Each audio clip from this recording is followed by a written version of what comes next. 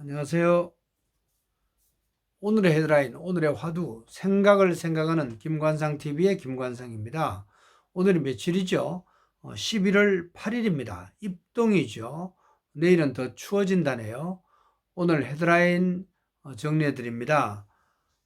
국내 KTX 지하철에도 빈대 소식 뉴스네요. 코로나 이후 빈대 공포가 지구촌에서 확산되고 있습니다. 미국 퓨 리서치 조사 결과 가운데 하나가 뉴스가 되고 있습니다. 세계 최대 경제 대국이 어딘가? 미국인가 중국인가? 우리나라 사람들은 미국이 최대 경제 대국이다 이렇게 답변한 분이 83%나 됐습니다.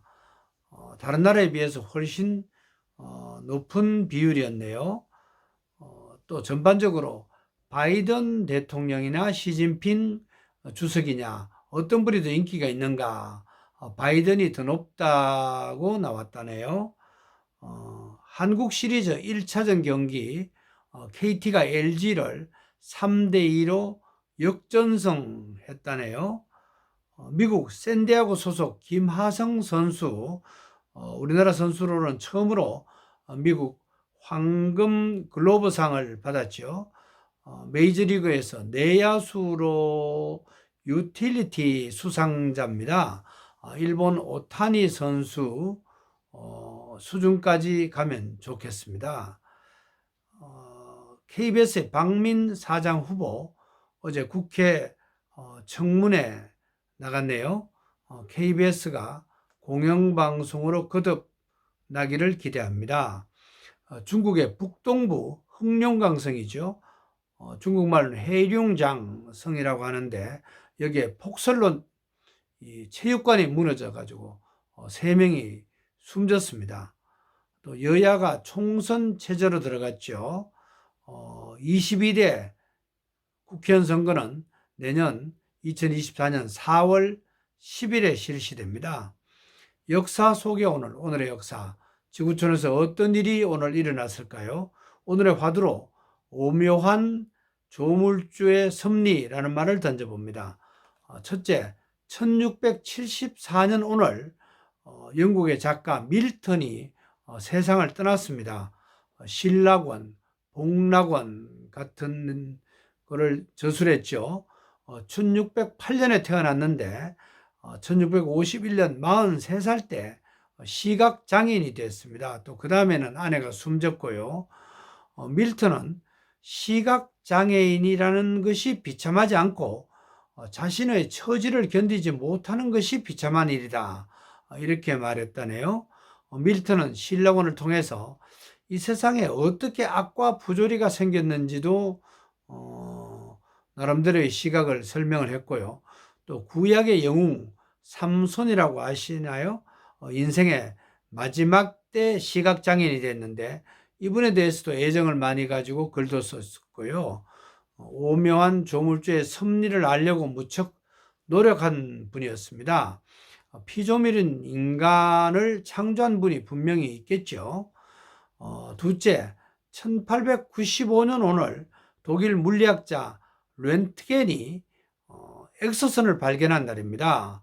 이 공로로 1901년 처음으로 노벨 물리학상을 받았습니다. 음극선 연구를 하다가 기존의 광선보다 훨씬 투과력이 세고 파장이 짧은 방사선인 엑소선의 존재를 확인했습니다. 엑스레이는 120년이 지났지만은 지금도 병원에서 엄청나게 활용되고 있죠. 새로움을 찾고 싶어하는 이 욕구, 조물주가 준 것이 아닌가 이런 생각이 듭니다. 셋째, 1960년 오늘 미국 35대 케네디 대통령이 당선됐습니다. 가톨릭 신자였는데 텔레비전을 잘 활용했다는 평가를 받고 있죠. 1963년 11월 22일 텍사스 달라스에서 프레이드를 하다가 암살됐죠. 조국이 나에게 무엇을 해줄 것인가를 묻지 말고 내가 조국을 위해서 무엇을 할 것인가를 물으라. 취임 연설 때 얘기죠. 지금도 우리도 생각을 해봐야 할 의료가 있네요. 넷째, 2014년 오늘 이동찬 코롱그룹 명예회장이 92살을 일기로 세상을 떠났습니다. 이 회장은 기업은 개인의 것이 아니고 종업원의 삶의 터전이다. 기업의 부실은 사회에 대한 배신이고 배임이다. 이런 말도 남겼네요. 기업가의 그 기본 철학을 배울 수 있죠. 이병철 회장도 그런 신념을 가지고 있었죠. 다섯째, 2014년 오늘 이동찬 명예회장이 돌아가신 날, 미국의 클래프 국가정보국장이 평양으로 갔습니다. 그래서 북한에 억류되어 있던 미국인 케네스 베시 등과 함께 미국으로 돌아왔습니다. 미국인으로서 북한에 억류되어 있는 사람은 지금 없죠. 그렇지만 우리나라 국적, 또 중국 동포, 억류된 목사 등 기독교인이 아직 6명이 남아있죠. 통일부는 11월 6일 이들 가족들에게 최고 2천만 원씩 위로금을 주고 억류된 북한에 억류되어 있는 사람들을 송환하는 것은 국가의 기본적인 책무다. 이렇게 밝혔다네요. 여섯째, 2015년 오늘 아웅산 수치가 이끄는 미얀마 야당 민주주의 민족동맹이 25년 만에 자유총선에서 상하 의석 59%를 확보한 날입니다. 그러나 군사 쿠데타로 실권했죠. 가택 연금됐다가 최근에 교도소 독방으로 또 갔다네요. 그분의 아버님은 미얀마 독립투사 국부였던 아웅산이죠. 일곱째, 2020년 오늘 도널드 트럼프 대통령이 당선된 날입니다. 내년 11월 초에 또 미국 대통령 선거에 다시 나올 가능성이 높죠. 우리나라 입장에서 어떤지 모르겠습니다. 러시아 푸틴도 내년에 또 대통령으로 나온다는 뉴스가 있네요. 오늘은 11월 8일입니다.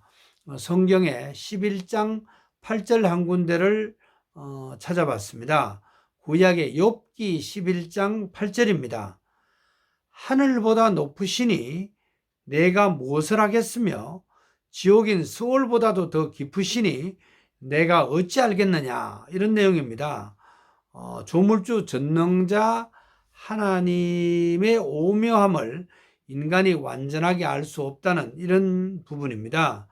오늘 일어난 다양한 역사적 사실을 보면서 조물주의 섭리를 인정하는 태도가 중요하다는 생각이 듭니다.